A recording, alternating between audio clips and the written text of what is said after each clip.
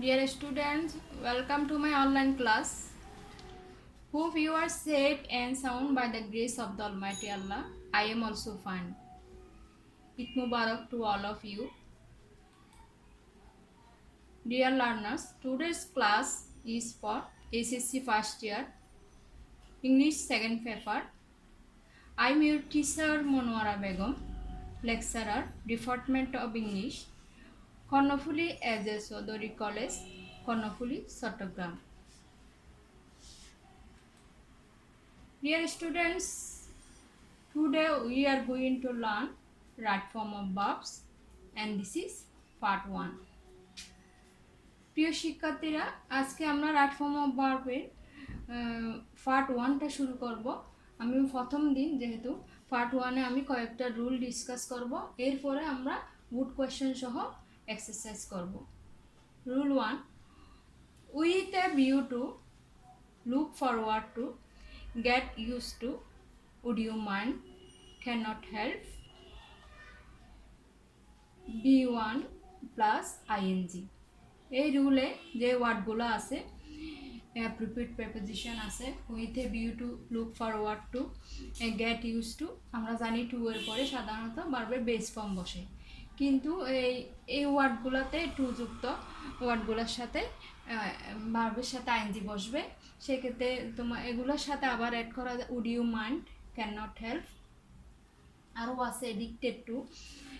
এই সেন্টেন্সে যদি রাইট ফর্ম অফ ভার্বে যদি তুমি সেন্টেন্সে এইটা দেখো, এই ওয়ার্ডগুলো দেখো, এই ধরনের প্রিপিট প্রেপোজিশনগুলো দেখো, তাহলে গেফে যে ভার্বটা দেয়া থাকবে ওইটা ভার্বের সাথে আইএনজি হবে। আমি এক্সাম্পলে দিছি, দেখো, would you mind to take a cup of tea. এখানে অ্যান্সার হবে টেকিং, কারণ এই সেন্টেন্সের শুরুতে দেখতে পাচ্ছ উড ইউ মাইন্ড। সুতরাং এই ফিল ইন দ্য গ্যাপে রাইট ফর্ম অফ ভার্বে কারেক্ট ভার্ব হবে verb plus ING, taking. and rule 2, preposition of, for, from, by, after, before, without, this preposition always follow verb plus ing। এই প্রেপোজিশনের পরে যদি তোমাকে verb right form of verb থাকে, সেই ক্ষেত্রে তোমাকে এই সেন্টেন্সে ভার্বটা ভার্বের সাথে আইএনজি করতে হবে। যেমন before do any work we should discuss among ourselves. এই সেন্টেন্সে দেখতে পারছো সেন্টেন্সের শুরুতে প্রেপোজিশন আছে বিফোর, এরপরে আছে ভার্ব ডু। সুতরাং রুল অনুযায়ী বিফোর যেহেতু প্রেপোজিশনের পরে ভার্ব থাকলে ওই ভার্বের সাথে আইএনজি হবে। কারেক্ট ভার্বটা হবে এখানে doing. Before doing any work we should discuss among ourselves. And rule 3, while plus verb plus ING. ওয়াইলের পরে যদি ডিরেক্ট ভার্ব থাকে ওই ভার্বের সাথে আইএনজি যুক্ত হবে। আবার যদি ওয়াইলের পরে সাবজেক্ট প্লাস ভার্ব থাকে, সেক্ষেত্রে তোমাকে কন্টিনিউয়াস ফর্ম করতে হবে। Rule 3 and rule 4, what is the difference between them? দেখো, while plus verb plus ING. Example, while walk in the garden he listen to music. And number 4, while plus subject continuous, be verb plus ing, while they play the rain came। Rule 3 এবং rule 4-এ দেখতে পাচ্ছ ওয়াইলের পরে rule 3-তে আছে direct verb walk, এবং rule 4-এ আছে ওয়াইলের পরে আছে কি সাবজেক্ট দে। সুতরাং এই দুইটা সেন্টেন্সের ডিফারেন্সটা হচ্ছে, প্রথমটাতে ওয়াইলের পরে সাবজেক্ট নাই, দ্বিতীয়টাতে সাবজেক্ট আছে। যেটাতে সাবজেক্ট নেই ওইটাতে ডিরেক্ট ভার্বের সাথে আইএনজি হবে, আর যেটাতে সাবজেক্ট আছে ওয়াইলের পরে এটা কন্টিনিউয়াস ফর্ম হবে। আমি এক্সাম্পলে দিছি, দেখো, while walk in the garden he listen to music. ওয়াইলের পরে ডিরেক্ট ভার্ব আছে ওয়াক, সুতরাং কারেক্ট ভার্বটা হবে while walking in the garden he listen to music. And 4, while plus subject continuous, while they play the rain came, while they were playing the rain came। অর্থাৎ ওয়াইলের পরে যদি subject না থাকে direct ভার্বের সাথে আইএনজি যোগ করবে, আর যদি সাবজেক্ট থাকে তাহলে কন্টিনিউয়াস ফর্ম হবে। And rule 5, if we get a sentence in the passive voice, verb will always be in the past participle form. যদি রাইট ফর্ম অফ ভার্ব সেন্টেন্সটা যদি ফেসিভ ভয়েসে থাকে তাহলে তোমাকে ভার্বটা ব্র্যাকেটের ভার্বটা অবশ্যই ফার্স্ট পার্টিসিপল ফর্ম করতে হবে, কারণ আমরা জানি ফেসিভ ভয়েসে অলওয়েজ ফার্স্ট পার্টিসিপল ফর্ম হয়। এক্সাম্পল দেখো, English is a speak in many countries. এখানে অক্সিলারি ভার্ব ইজ আছে এবং এটি সেন্টেন্সটা দেখে বোঝা যাচ্ছে এটা একটা passive voice, example of passive voice. সুতরাং কারেক্ট আনসারটা হবে English is a spoken in many countries, ভার্বের ফার্স্ট পার্টিসিপল ফর্ম হবে। And rule 6, since as conjunction. Conjunction হিসেবে সিন্সটা যখন দুইটা ক্লসের মাঝখানে থাকে তাহলে দুইটা ক্লসে দুইটা সিন্স দিয়ে দুই রকমের রাইট ফর্ম অফ ভার্ব হয়। রুল 6-এ দেখো, ভার্বটা যদি প্রেজেন্ট সিম্পল অথবা প্রেজেন্ট পারফেক্ট থাকে প্রথম ক্লসে, তাহলে দ্বিতীয় ক্লসে ফার্স্ট ফর্ম হবে, অর্থাৎ ফার্স্ট ইনডিফিনিট হবে। এক্সাম্পলে দেখো, it is about 5 years since his father died. এই এক্সাম্পলটাতে দেখো, it is about 5 years, this is the example of present simple.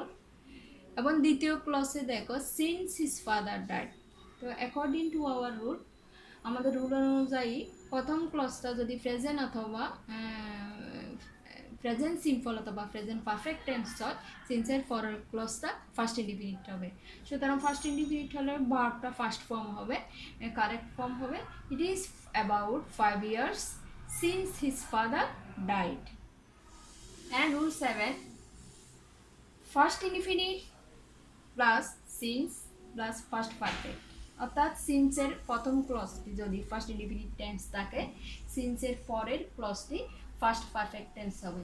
First perfect টেন্সে তুমি দেখতে পাচ্ছ, এই এক্সাম্পলটা দেখো, it was 2 years since I see bracket আছে see my bosom friend.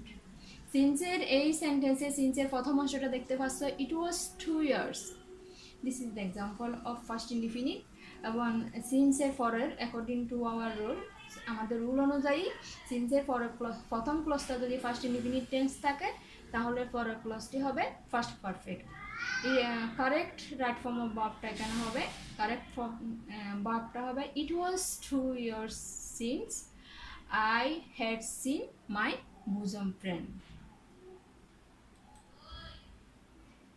Now homework. প্রিয় শিক্ষার্থীরা, আমি যেই 7টা রুলস দিয়েছি, রুলসগুলা আমি তোমাদেরকে স্পেশাল ইউজ যখন করিয়েছিলাম নাম্বার 3, কোয়েশ্চেন নাম্বার 3-তে, তখনও এখানে অনেকগুলো রুলস রাইট ফর্ম অফ ভার্বের আসবে।